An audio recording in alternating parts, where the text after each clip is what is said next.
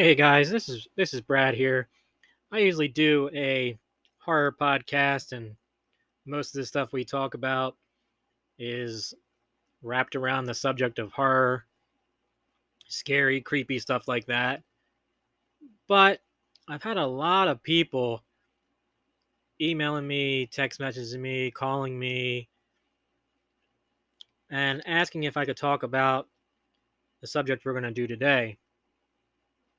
And that's going to be what I call selling on Amazon, the real story.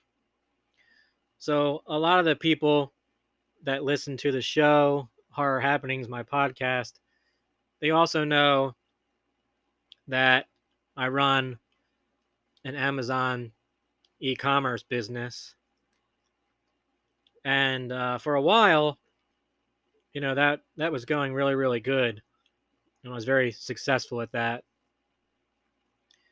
But I wanted to make this episode, and I wanted to get this out there because there is a lot of stuff on social media that just is not true about selling on Amazon. One of the big popular things on Amazon nowadays is what they call retail arbitrage or online arbitrage. And basically, what it is, retail arbitrage is when you go to a store, you buy something there for a certain price, you bring it home, you list it on Amazon for a higher price, and when it sells, you then make the profit. Online arbitrage, it's the same concept, except instead of actually going into a physical store to buy an item, you're going on online websites, maybe eBay and things of that nature, and you're buying items that are already sold online but are being sold on Amazon for more. So you buy them for a lesser price from whatever this online website is, and then you turn around and sell them for a higher price on Amazon's website. And if you go onto YouTube and you type in retail arbitrage or online arbitrage, there are hundreds upon hundreds and hundreds of videos of people that do this. And, the majority of them look like they're making millions of dollars. So to a new person who's coming in and looking at that wants to start an e-commerce business, they look at that and they're like, wow, they make it look so easy. And they're going into all these stores and look at all these deals they're finding. Look at all these discounts they're getting.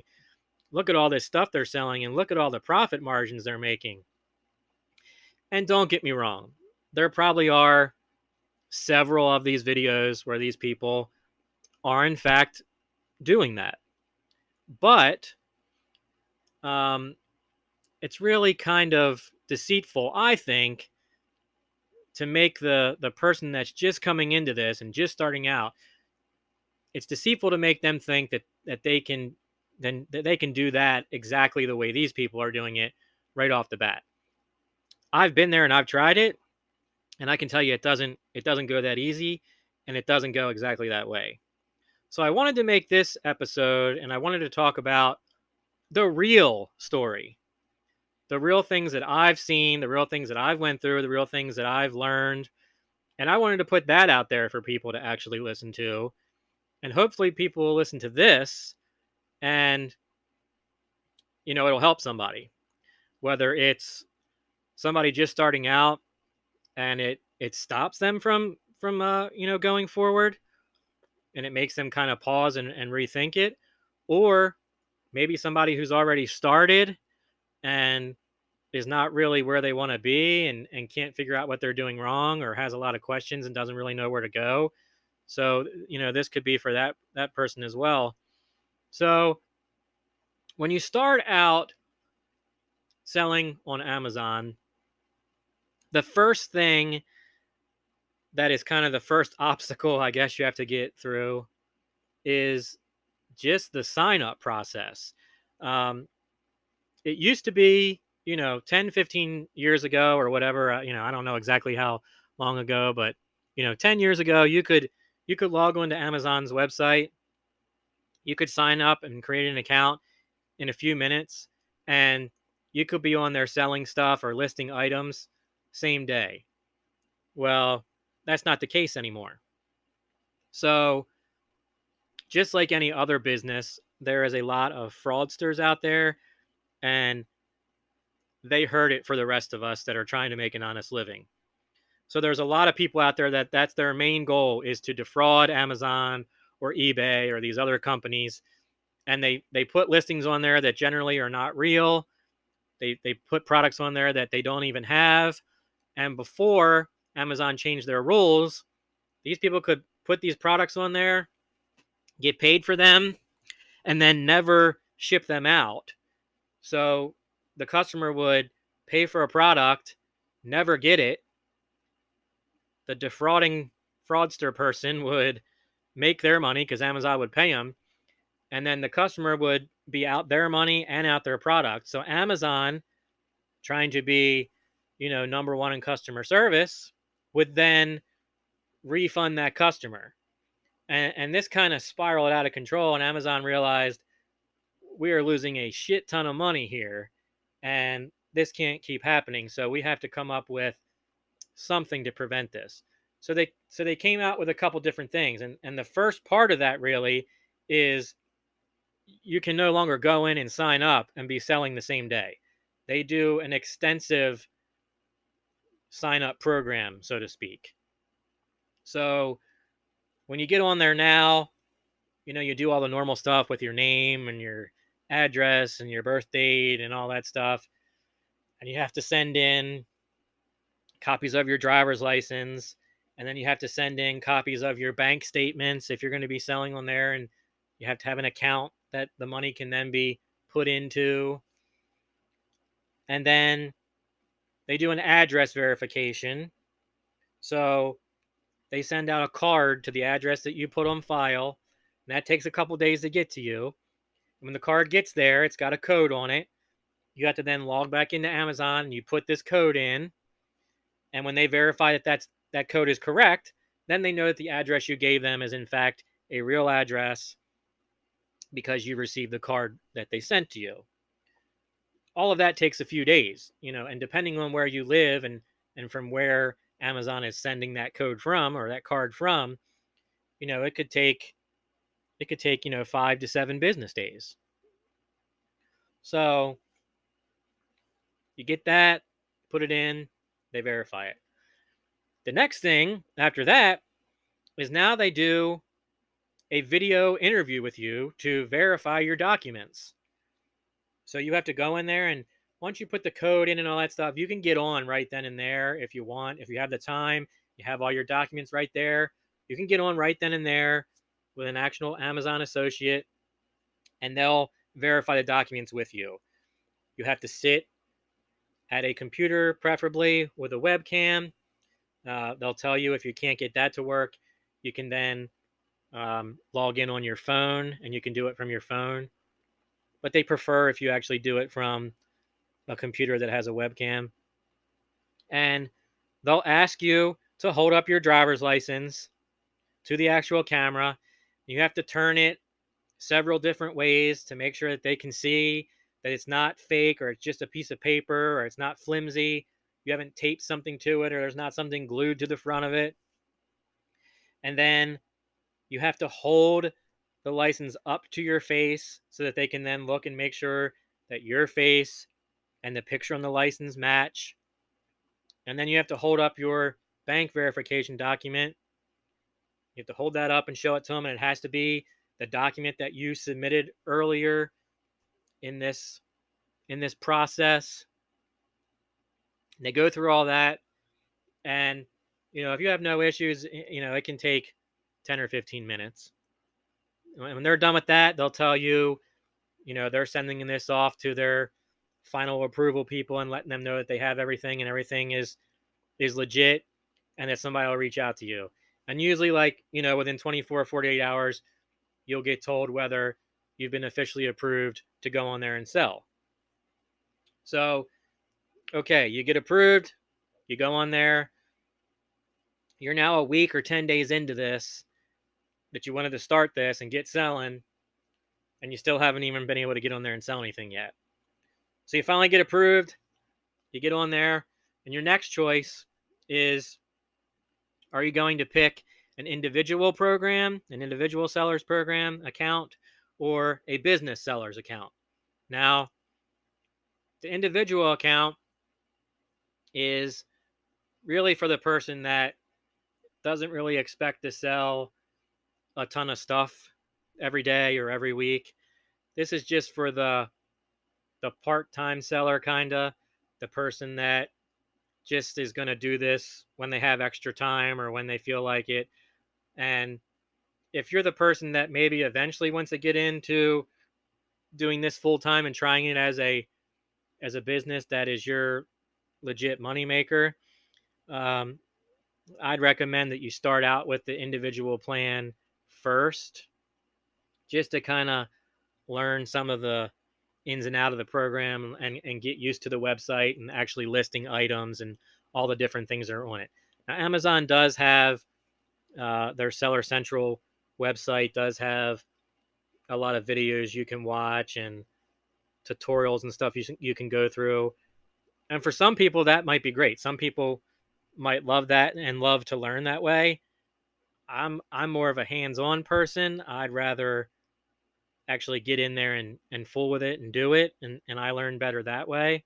So the tutorials and the videos and stuff didn't really help me. I just got in there and just started, messing around with stuff and figured it out on my own. But they do a good job for the people that want to learn that way. There are avenues to go that can teach you that kind of stuff. So then that once you get that, and you figure out whether you're going to do the individual or the business account, you really have to say, you come up with this question. So the individual account, Amazon charges a percentage for everything that you sell. So you go on there and you list your item, and depending on what category that item falls under, Amazon charges a certain percentage. When that item sells, they take that percentage out of the payment for them allowing you to list your item on their website. Now, with the individual plan, they also charge an additional 99 cents for every item that you sell, in addition to that percentage that comes out. And the percentage, it differs based on the different item and what category it falls under. And you can go in there and you can look the different categories, and it'll break it down, and it'll tell you what exactly the percentage is for each, individual category and item. And then they charge the 99 cents on top of that. And the business plan, they don't charge a extra per item fee. They charge a flat rate of $39.99 a month. So you're still charged your percentage from whatever you're selling, but then you also pay a one-time per month fee of $39.99 a month, and that allows you to sell an unlimited amount of items, and you don't get charged that extra 99-cent fee. So basically, if you're selling over 40 items a month, it makes sense to go ahead and get the business plan. If you think when you're signing up that you're going to sell more than 40 items a month, it makes more sense to go ahead and get that flat $39.99 fee, because it's going to save you money in the long run, a little bit here and there. If you don't think that you're going to sell more than 40 items in a month, then the individual plan would make more sense for you. So once you figure that out, you then decide, all right, well, I'm going to do the individual or business plan. And let's just say for this video, or for this episode right now, that you decide to do the business plan. You want to get in, you want to hit it hard, and you think you're going to sell a lot of items. Let's say you've already went out and spent money on merchandise, or you've got a few $1,000s sitting around that you want to go buy stuff with, and that's the plan you pick. Now, the business plan also adds in some extra reports and business things that you can't have access to on the individual plan. Now, if you're on the individual plan and you're not selling that much stuff, and you're not doing it as in fact a business, then you probably aren't going to care too much about being able to see your profit margin percentage and how many items you sold per month and things to that nature. There's a lot more reports and a lot more stuff available to the business seller to keep track of things. um, so you choose one of your plans and you get on there and you want to start listing the items. Now here's where we get into these videos that I discussed earlier of these people getting on there, and they're going to these Targets and Walmarts and Marshalls and all these different stores, and they're going to their clearance sections, and they're finding these awesome deals. Okay, they're finding these great deals, and Amazon has an app that you can download on your cell phone, and it's the Seller Central app, and you can take your cell phone to the store, you can walk in and you can scan these items with your phone, and it'll tell you what they're selling for on Amazon. So these videos show people going in the store, and they walk up and they see a coffee pot and it's on clearance for $5, and they scan it and it's selling on Amazon for $55. And you think, wow, that's awesome. That guy's going to make a $50 profit on this. And on the video, there's 25 of them available, and he buys all 25, and he goes home and he lists them, and he tells you that in 2 or 3 days he sold all of them out and he made, you know, this many hundreds or thousands of dollars in profit. And for the person that's, wanting to join up and wanting to get in there and sell, you're thinking, wow, that's awesome. That's exactly what I want to do. This is what I want to do, exactly what he did. So then you keep watching him, or you keep watching these other people, that are doing a lot of the same things, and they make it look extremely easy.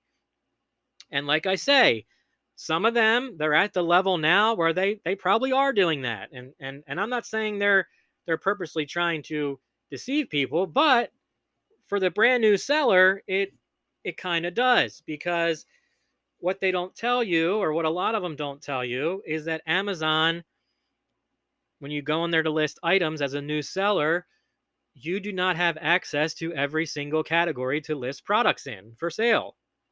When you are brand new, you are kind of on like a probationary period, so to speak. So you can't just go in there and list whatever you want, because they have different items that are what they call gated. So there is a gate, a locked gate in between you and being able to list that item. And you can go in there and you can look up and it'll tell you what you're gated in.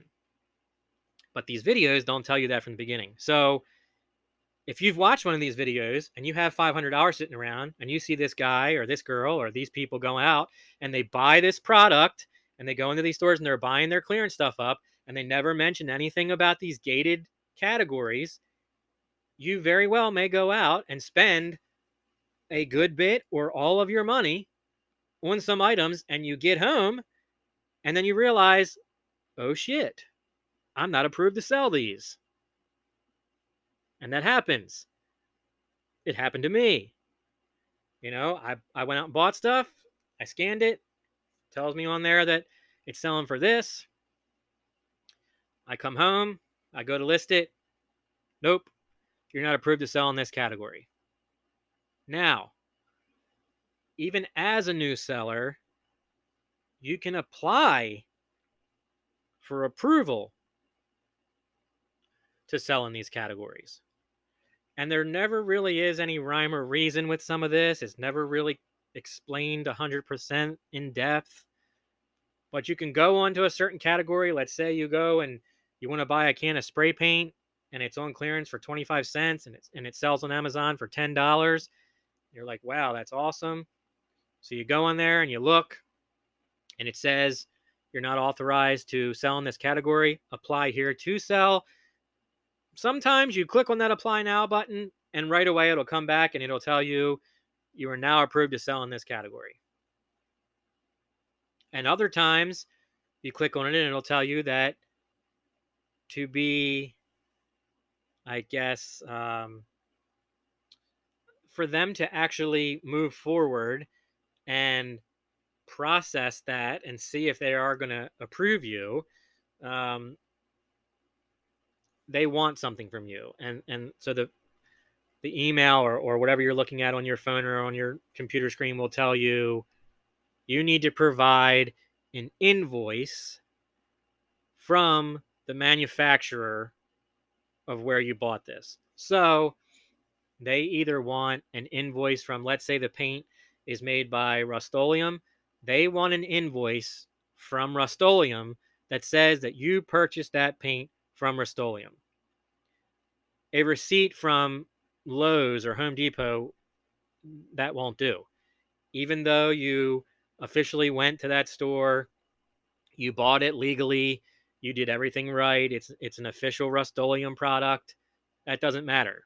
They want to see that you bought it from either the manufacturer, or there are times that they will accept an invoice from like a big wholesale company. So if you're a company that buys from a legit wholesale company that's well known and has business license and all these things, and you find a good deal and you buy 500 cans of this Rust-Oleum paint, and you paid, you know, whatever, $500 for it or whatever it is, Amazon will accept that sometimes. And then they will also accept a letter from the actual manufacturer saying that the manufacturer gave you permission to sell this product. So let's just say that it's a toy or something like that, and one of your best friends happens to own the business, and you want to sell that toy on Amazon, but you're gated in that product, and it's locked, you can't sell it. You could, in fact, then get your friend that owns the business to then write a letter stating that they own the business, and here's the proof that they own it. Here's a letter giving you permission to sell it. Those are the ways that you can get those locked, gated things unlocked. Now, also, what Amazon does is the longer that you sell on Amazon and the longer that you have good metrics and things like that, and you have 5-star ratings and all those things, the longer that you sell, more and more things become available to you to sell. But again, there's never really any definitive answer on, hey, if you sell for X amount of months, you will then be able to unlock these X amount of products. That's not discussed, and there's nowhere that I've ever seen to find that information. Now, so let's say you happen to go spend that $500 you saved, and let's say you bought something that you looked up because you now know how to do it. You find out that you're ungated in it, you're approved to sell it. You get home, you list it, you put it on there, and you're like, all right, good, perfect. Well, if you're an individual seller, you now have to compete with however many other people are selling that. Okay, whether they have an individual plan or a business plan. And there's a lot of these programs out there that you can set to automatically watch your account, so to speak, and it will look at the different prices that you have set on your products, and it will compare that to anybody else that's selling that product. So if you list a price for $10 and you go on there and you say, I want you to watch everybody else that's selling this, and if their price drops lower than mine, and you can put a parameter in there and say, I don't want to go any lower than $9.75. So you list your product for 10, and then another person that's selling it for $10.25 sees your product for 10. So then you decide, well, we have to lower it because we aren't going to get any sales. So then they lower theirs to $9.80. Your parameter that you set said, all right, well, I don't want it to go any less than $9.75. So then your program would automatically go in and change that to $9.75, and it would be relisted for $9.75. Well, there are people that run legit businesses and, are making hundreds of thousands of dollars a year on their Amazon accounts. They're much bigger than the normal individual or even the small business seller. And they have these programs that constantly just sit in there and watch those prices, and they'll change their prices every single time you change yours. So if it's me and I'm going to look for something that I'm going to buy on Amazon, 90% of the time you're looking for the best price, and you're also looking for the shipping. Is it going to get here fast? Am I going to pay $5 less, but it's going to take 10 extra days to get here? So you're looking at that. Um, so you have to make sure that your shipping is then right there with some other people. You have to make it competitive, because if your price is always more money and it's always going to take your item longer to get there, a majority of people are going to go get that product from somebody that's selling it for less money and who can get it there faster. So lots of competition in a lot of areas on Amazon. Another thing that's not really discussed in a lot of these videos, where people are going on there and making it look like it's so easy. And I mean, what they're doing is physically, not hard to do. Anybody can go into a store, into a clearance section, and look at prices and scan it and see if it's selling more on Amazon than it is for in that store, and you're going to make a considerable amount of money and profit on that item. I mean, a lot of people can do that. You know, they make it look easy, and it is in that aspect, but it's never really kind of gone into depth on a lot of these channels and a lot of these videos, and they never really kind of explain the ins and outs and all the things that you don't see. That's why I kind of wanted to call this the real story, because this is the real things that you see, the things you are gonna run into. So you list it, you start selling. Now, as an individual seller, when you list an item, let's say you're going to list it, and we'll use the can of paint again. Let's say you're going to sell the can of paint for $10. Well, then you have to look and see how much is it going to cost to ship it. So you can go into your shipping. You can look at the different parameters. You can see if you're going to have one different rate for all the 48 um, the 48 states that are not so far away, like Alaska and Hawaii. Or you can say, well, I'm going to include all 50 states and they're all going to be the same price. Um, you have to look at things as far as what areas don't have or what areas don't have access to UPS or FedEx. I've seen a few times where I'll list a can of paint, and it's $10 flat rate with free shipping, and I usually ship with UPS, and it'll cost me, let's say $3 to ship it. Well, these people know that UPS is not available in their area, and they know that if I'm going to be selling it, I'm not going to be able to ship it with UPS. So they know I'm going to have to send it with, like, let's say the post office, and the post office generally is more money. So that item sells for the $10, and I go on there to look to ship it, and it tells me to get it to this person, it's going to cost me $14.76, because the only person available to ship it is the United States Postal Service. Well, you really are kind of screwed at that point, because if you go in and cancel the order, they call that a pre-fulfillment cancellation. And Amazon tracks every single thing you do. They track all of your metrics. They track your shipping times. They track how many orders are fulfilled. They track whether you are going in and adding in your tracking numbers to the actual account. So when the person gets their email saying their product is shipped, they can then go in and track it. All these things are tracked. I mean, they literally track everything.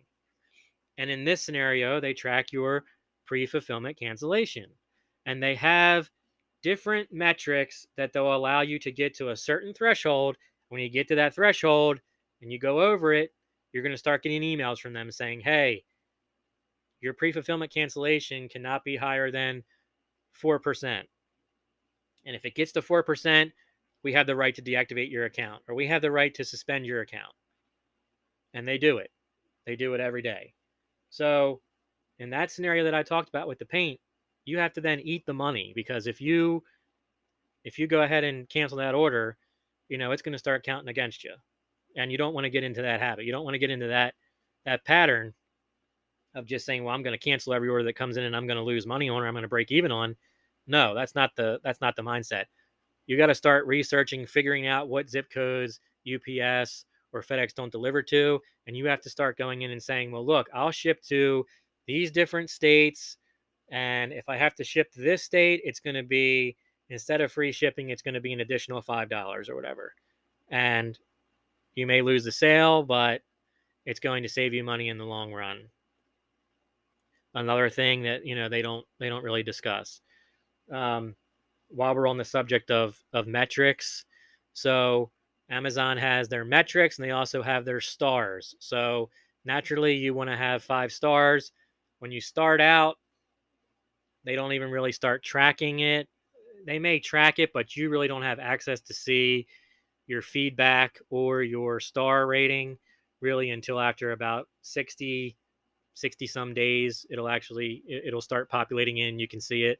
So people will go in and start leaving feedback here and there, maybe, and but you won't be able to see it until around the 60-day mark, when Amazon will actually show that. It'll then be available on your account. You'll be able to go in and look and see how many stars you have and what your feedback is. And just like anything else in life, any other business where you're dealing with the public, there are a lot of complainers. So you may list an item and you may say, hey, I'm sending out these bottle liners for these baby bottles, and you send it out, and in between the time it goes from your shipping location to the customer receiving it, they damage the box. The product inside isn't damaged, but let's just say the box has a dent in it or it's damaged. Well, some people will get that box and say, well, it's fine. There's nothing wrong with the product inside. Other people will get that box and they'll say, I'm not accepting that. So they'll contact Amazon and they'll say, hey, I got this package. It got here. It's damaged. The product is, or the box is all smashed up or it's torn or whatever. And Amazon, they're all about the customer. Okay. They're 100% about wanting to make the customer happy so that customer continues to come back to their website and continue to buy product. So they'll say, oh, okay, no problem, sir. We'll go ahead and issue an immediate refund. We'll give you a refund for that. And a lot of times, they won't even make them return the product. So the customer gets to keep the product, and Amazon will refund them for the purchase. Now, on your end, you don't get the product back because Amazon didn't make them return it. And you also are out the money, because when Amazon refunds that customer, they then go into your account and they take the amount that the customer paid for that, and they take that back. They're not taking the money out of their pocket and paying anybody. They're taking it from you. So they do that a lot. I've had a lot of products where I've sent them out, nothing wrong with them, and I'm not saying the customer was lying. I've seen a lot of these mail carriers and a lot of these people for UPS and FedEx that have 9 million packages to deliver in a day, and they are just throwing shit around left and right. And who knows, the condition that these things are arriving in. I'm not saying they're lying. There is a big group of people that do that. They lie. They go on there, they get a product, they pay for it, they call in and say there's something wrong with it. There isn't, but Amazon gives them their money back and they can keep the product. And then you're out the money and you're out the product. You can't resell it and make your money back, and you have to pay Amazon out of your account for whatever that fee was. So when it comes to Amazon, Amazon is all about the customer.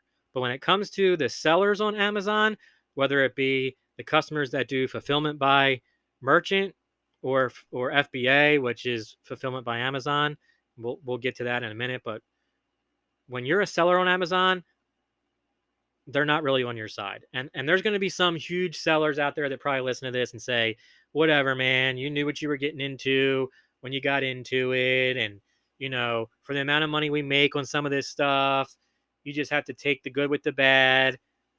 I kind of just zone those people out, because for the people that are making hundreds of thousands and millions of dollars a year on that site, you're probably right. You can probably turn a blind eye to some of these little Peasly things that you lose, and these little amounts of money that you lose. But for the seller like me, who lives and dies with every sale that he puts out there, you add 4 or 5 of them up in a month's time, and you think you're getting $1,000 when Amazon pays you, and you wind up getting 500.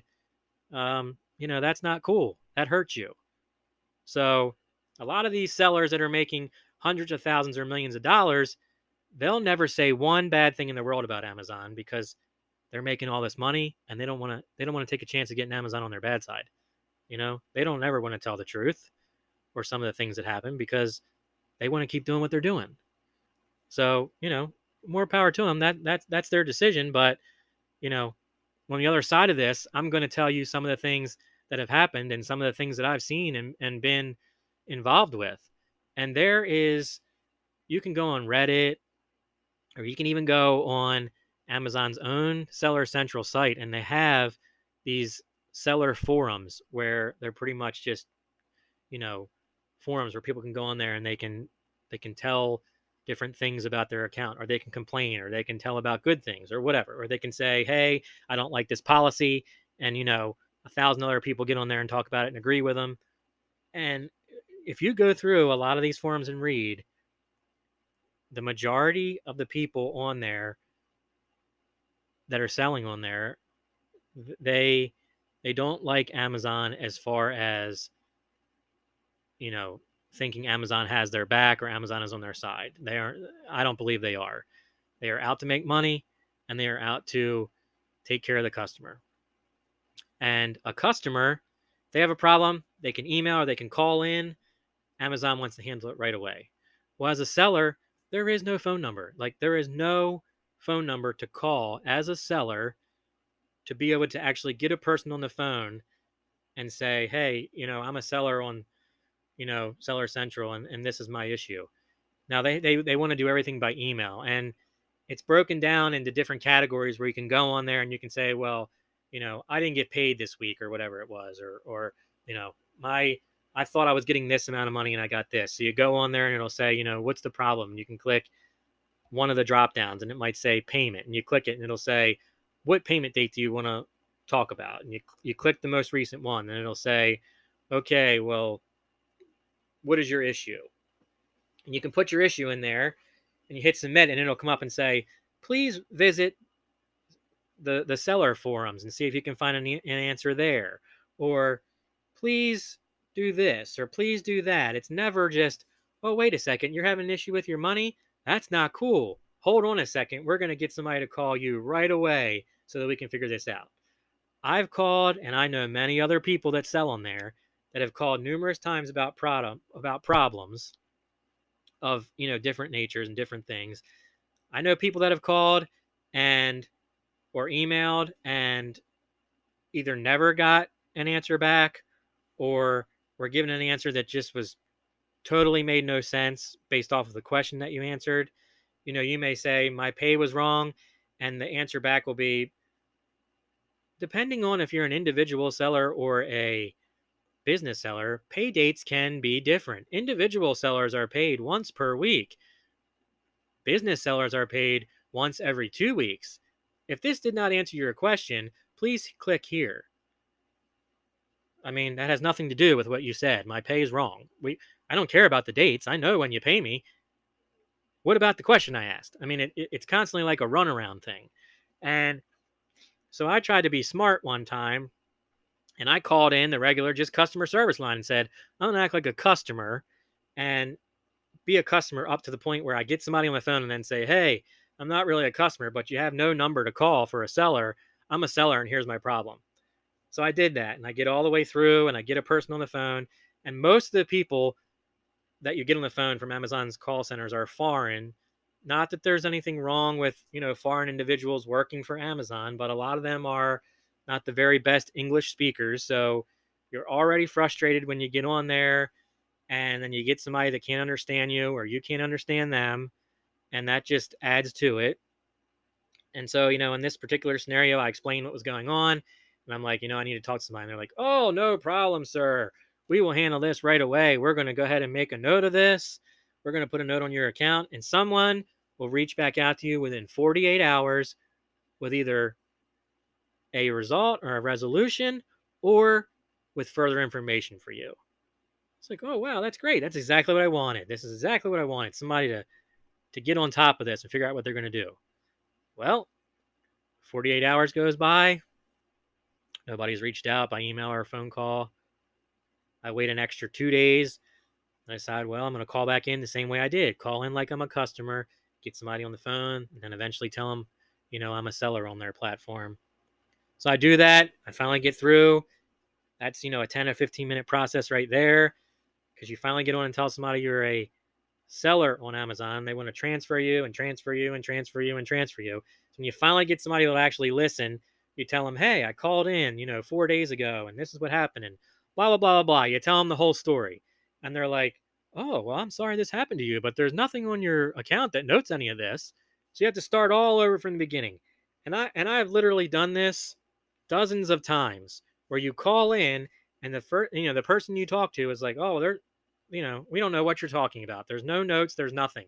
And they tell you the same spiel. We'll have this figured out in 48 hours. Somebody will reach out to you, and then nothing. So basically, I just, I got to the point where I was like, you know what? I'm not even, whatever they do, you might as well not even call. You might as well not even email, because the resolution never comes. It's always like, let's push it further down the road, or it's a very vague answer. It never answers the direct question that you asked. So I got to the point where I was like, I'm not even asking any questions anymore. If I lose a couple dollars here and there, and as long as it's not a huge big thing, I'm not even reaching out. And I think that that's basically the reason why they do this, because they do this and so many people get to that level that they're just like, I'm not fooling it anymore. If it's not like a huge deal and I'm not losing tons of money or tons of product or whatever, I'm not even reaching out to them anymore, because it doesn't even help. And I think that's where a lot of people get with this. I know I certainly did.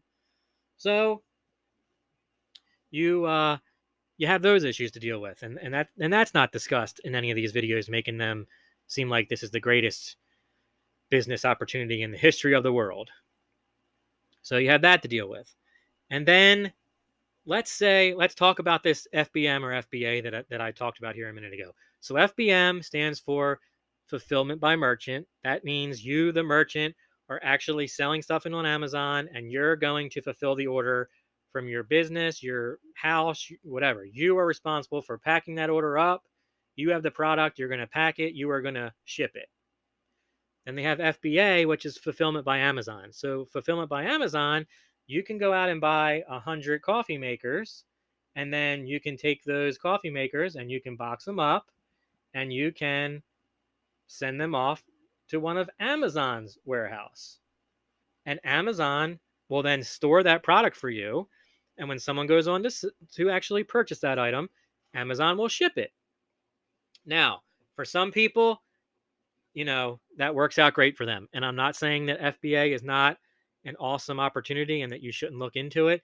But I think that FBA is mostly for the bigger businesses, the people that have, a lot of inventory, that are rolling through a lot of merchandise every month and are making a lot of money, because I wasn't really to that level.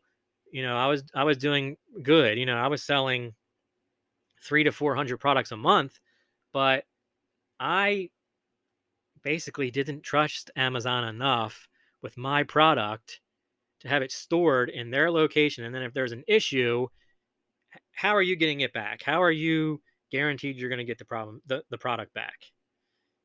I wanted to have a more controlled level over my product. When my product is in my house or in my warehouse, I know where it's at. I know exactly how many of them I have. I know how many I need to order.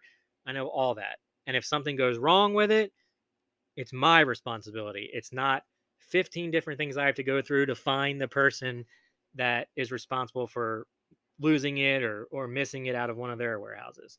Now, if you do decide to go the FBA route and you decide to send it out to them, they have very good shipping rates. They contract with either UPS or FedEx, and you can ship like up to a certain amount of weight in one box for a really low fee. And they use the fulfillment center that's the closest to your location. So if you live in Pennsylvania and you have a fulfillment center, 10 miles away in Hazleton, Pennsylvania, then you decide you're going to send something in, well, that's the one it's going to go to. So you load up your products, and it's like it's really a good rate. It's cheap. It's a couple dollars to send a good amount of stuff. You send it in, they get it there. Now, once it gets there, here's the other issue. They don't get it right away. Okay, so you want to sell these 50 items, and they know you're going to make a lot of profit off of them. So you want to get them on there and get them selling quickly. You can list them, but until FedEx or UPS actually gets it to that Amazon location and Amazon actually scans it in their system, you aren't selling anything. They're listed on your page, but they're not available for purchase. And it could take a couple days for them to get the product, and then it could take a couple days for them to actually receive it in, and then they have to scan it and put it into the sections where it's actually got to go. It's not a I buy it today and by tomorrow it's going to be there and they're going to have it in their system and available to sell. That's not how it goes. Unless you literally live right next door to the place. Your house is right next door to the distribution center or the fulfillment center. And even then, with so many thousands of packages coming in a day, it's going to take some time before they actually get to you and scan you and get your item in the system. And I didn't want to wait on that either. Like when I get a good deal on something, I want to start selling it immediately. There were times that I'd see something, it was a really good price, I'd bring it home, put it on there, and I'd sell it, you know, within like 15 or 20 minutes. And I like that. I don't want to have to wait days at a time. And when you get into the holidays, or when they're going to do Amazon Prime Day, or anytime when they're going to have an excessive amount of people sending in product, and it's more than they usually get, then those times are going to be even longer. You're going to wait even longer for them to get to you, scan you in, and all that stuff. And I just didn't want to deal with any of that. Again, if you don't care about any of that, that's your cup of tea. You don't care, look into it. Another thing I don't like about FBA is once it's actually in there, naturally they're not going to store your product for free. So you are charged a certain amount for how long it sits there. So you don't want a product sent in there that doesn't sell, because the longer it sits there, the more money it's going to cost you to you're pretty much then just using them as a storage facility. So you got to find the right product that has definitely sold through before you send it to them. That's why it's a good idea to get something, sell it out of your house first or out of your local business first. You do the shipping with it. If it's something you can get all the time and it's selling for a good price all the time, you're making a good profit all the time, then maybe, yeah, you then buy more and more and more of them and you ship them out and send to them, because you know it's going to sell. You have a consistent record of it selling, and you know it's not just going to sit there and cost you storage fees. And another thing, when you go through and you sign up, they'll give you their Amazon contract page. It's like 50 pages of writing. I don't care who you are, unless you're an attorney, you're not sitting there and you're not reading through every single line of that thousands upon thousands of word document. It's just, most people do not do that. But there is a provision in that contract that says if you are suspended, or if your account is suspended and not reactivated, or if your account gets deactivated for one of their many reasons why they can deactivate you, you don't get paid out right away, and you don't get your product back right away. It can take up to 90 days. They say up to 90 days before they can then process your funds to pay you out and send you out the product that is yours.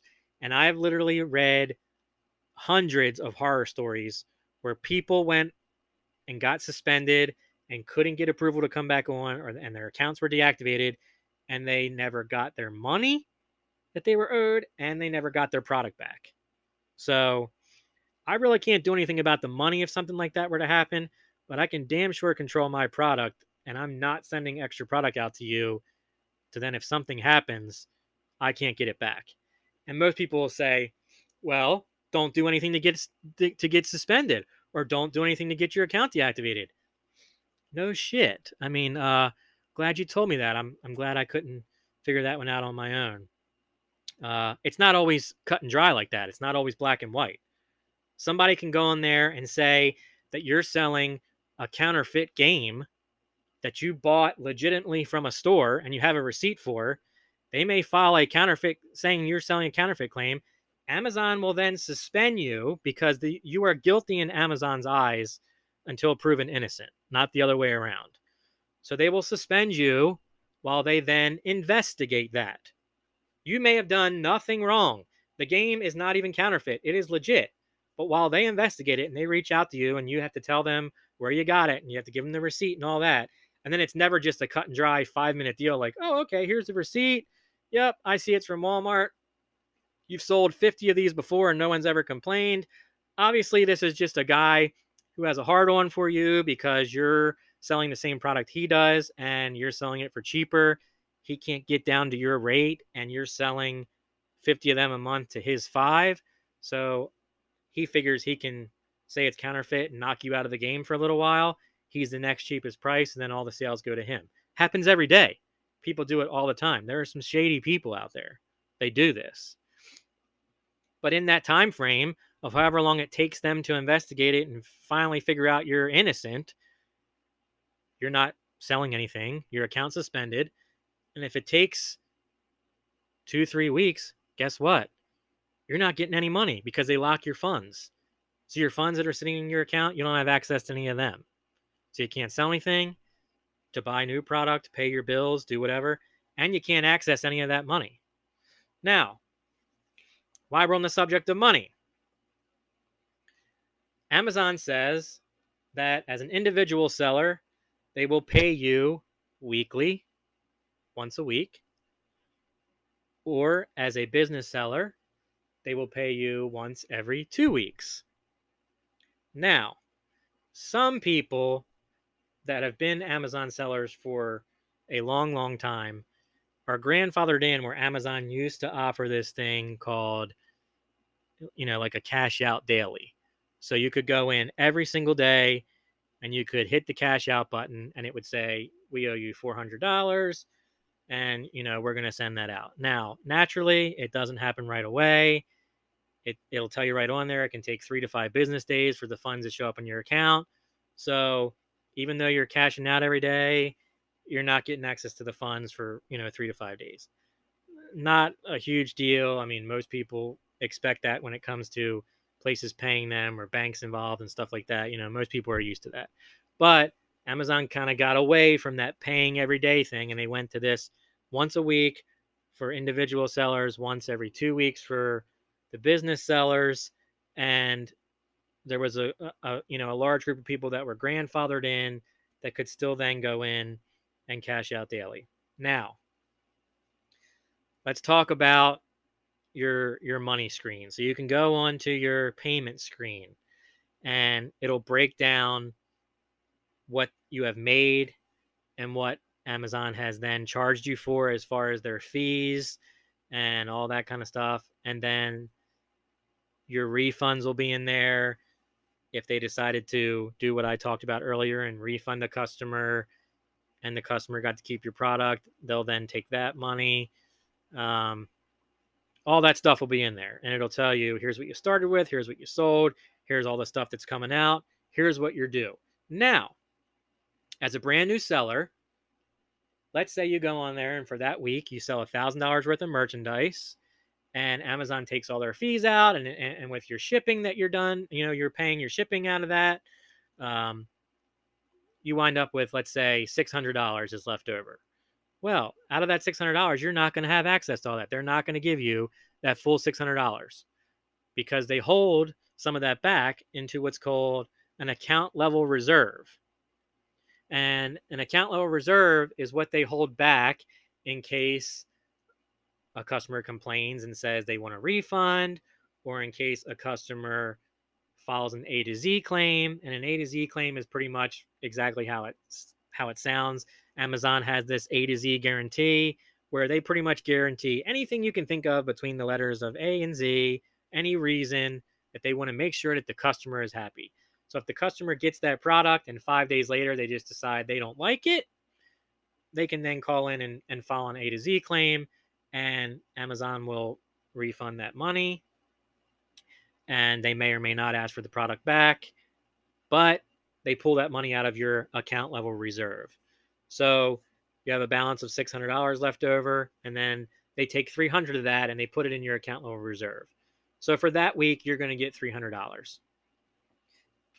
So you say, okay, whatever. There's nothing you can do about it. There's no sense complaining. The rules are the rules. You knew this when you signed up, or you may not have, but you very soon figured it out. And that's the rule. You say, okay, all right, I'm going to, deal with it. And okay, I guess I'm getting $300 this month.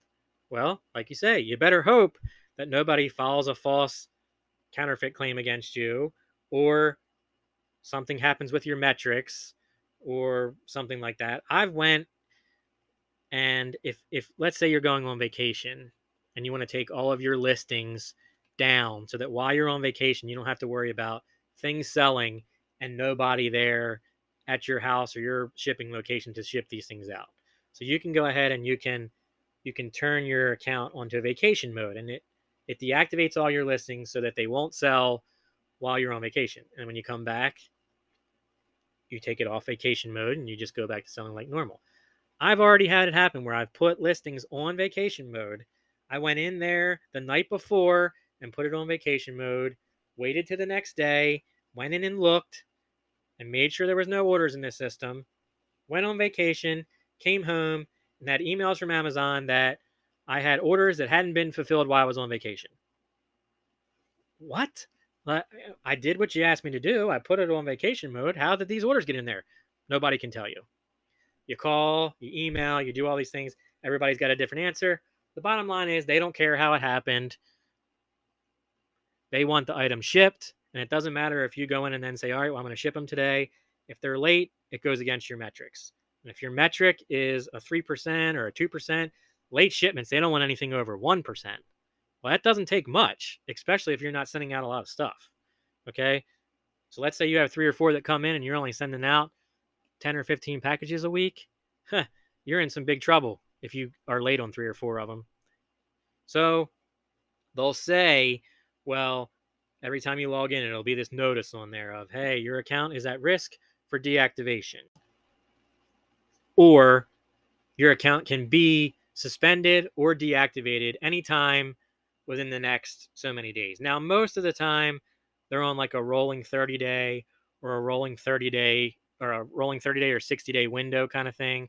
So they kind of look at your shipping and all that stuff across the 30-day or a 60-day kind of thing. So, a lot of times they won't really suspend right then and there.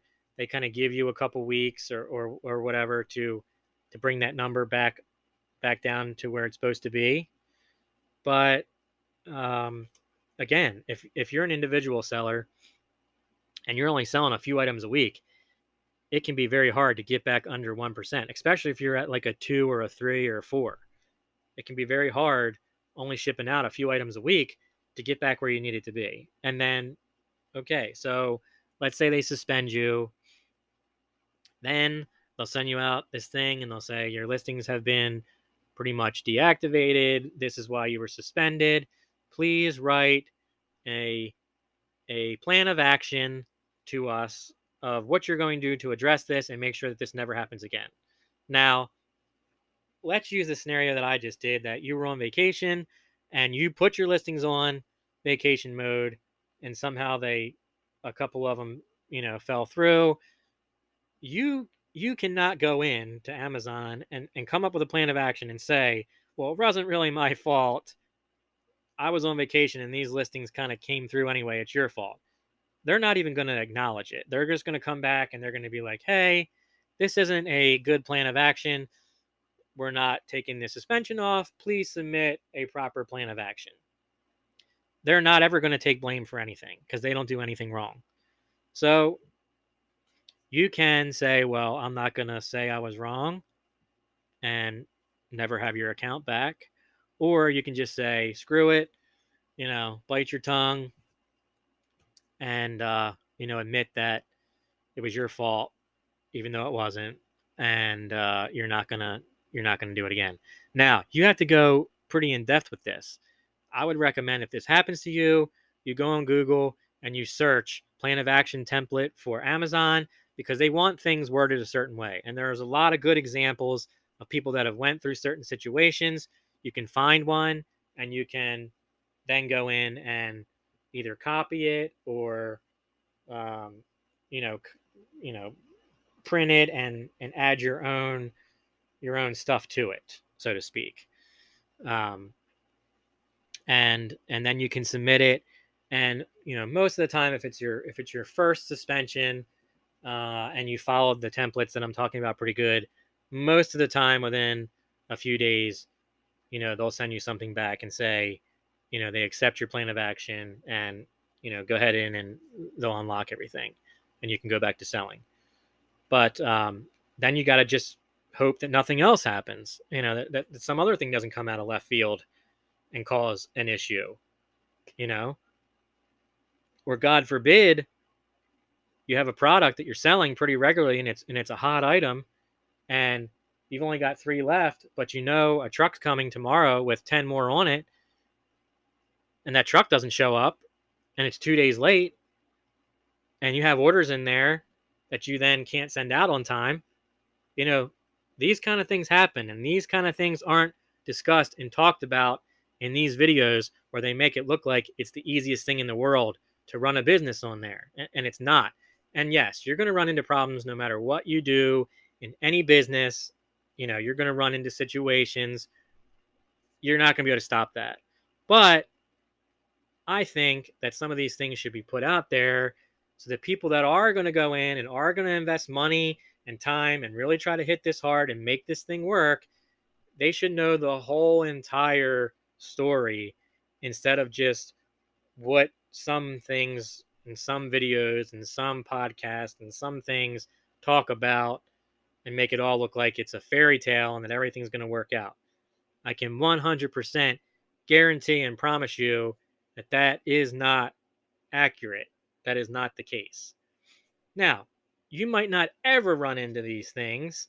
You might go on there, and some of the things I've talked about here today, you might never see. But again, it's better to be safe than sorry. Like I said, when it comes to selling on Amazon, you are guilty in Amazon's eyes before proven innocent. They strike first, they shoot first, and they ask questions later. Anything that comes up that they can suspend you for, they will suspend you first, and they will ask questions later and ask you to prove that what they suspended you for is either not true, or what they suspended you for can be fixed, or whatever. A lot of people don't know that. The last thing I'm going to talk about, and this video is kind of dragged on here, but it's a lot that I really wanted to go over because it's very important stuff. Um, with regards to the payments, um, I've never gotten my numbers to match up with what Amazon's numbers say. So I've had my own QuickBooks running in the background, and everything that I've sold, I've then put into it, and everything that's come out and the prices and all that I've done, they all go into QuickBooks, and at the end of that week, it tells me this is what Amazon owes you. And every single time that I've compared that number to what Amazon has and break it down with their business reports, it never matches, ever. So I don't know what's going on there. Sometimes it's only off by a few dollars and it's not a big deal, but there have been a few times where it's off by a considerable amount, a couple $100, and that's not cool. And again, you're kind of just you're kind of at a point where I've explained some of these things. You can try to reach out, you can try to go through the forums, you can try to go through the chat service, but it's not going to get you anywhere. And it's not just me. I've dealt and I've talked with numerous people that have the same problem. So a lot of people just kind of say, well, whatever, I'll make it up next week, or I'll keep doing what I'm doing, and hopefully that $200 or $300 shows up down the road. Um, but the other thing that I've seen happen is, and especially with sellers that don't sell a lot of stuff. Okay, so you start off as an individual seller, you're only selling, 20, 25 items a week or whatever. Um, that that number that I talked about with payments and that payments tab that you can go on, it'll give you your number, it'll tell you what's coming out, it'll tell you what's in account level reserve, and it might say, "Hey, in a week, we're supposed to pay you $326." And you're like, "Oh wow, okay, cool." So you start saying, "All right, well, in a week, I'm getting $326. At least I'm selling stuff and I'm making a little bit of money. Here we go. I'm starting to get my first taste of some profits from this business that I started." And you start feeling a little bit like, "Wow, all right, cool. My first profit, maybe this will actually work. Maybe as I go into this and I can invest more and more time and more amounts of money, I can see these numbers go up. I can start making more profit, right?" Well, then another thing that they don't tell you is in that week time frame, whatever you do sell and ship out is going to come out of that money that they owe you. It won't come out of what they're already holding for the account level reserve. If they owe you $325 and it's Monday and they're supposed to pay you out on Friday, and you ship 25 products out between that Monday and Friday, whatever the shipping was on that $25 or those 25 items, it's coming out of that $326 that they owe you.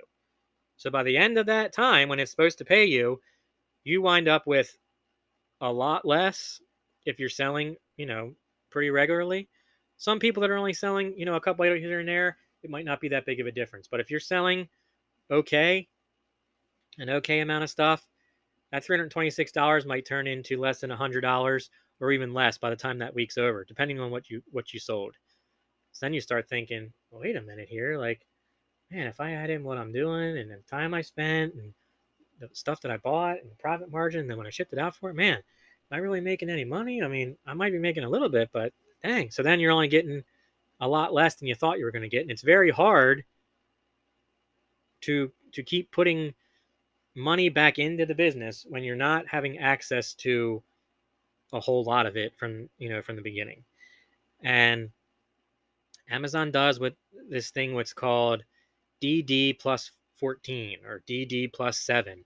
And it depends on your metrics and how far you've been selling, how long you've been in the program. But DD plus 7 stands for delivery date plus 7. So it is the date that your product was delivered to the customer, and then they add 7 days to that. So let's say your product was delivered on September 1st, then they add 7 days to that. So that would be September 8th. And then on September 8th, then they say, all right, well, we'll release the funds from that sale to the person's account.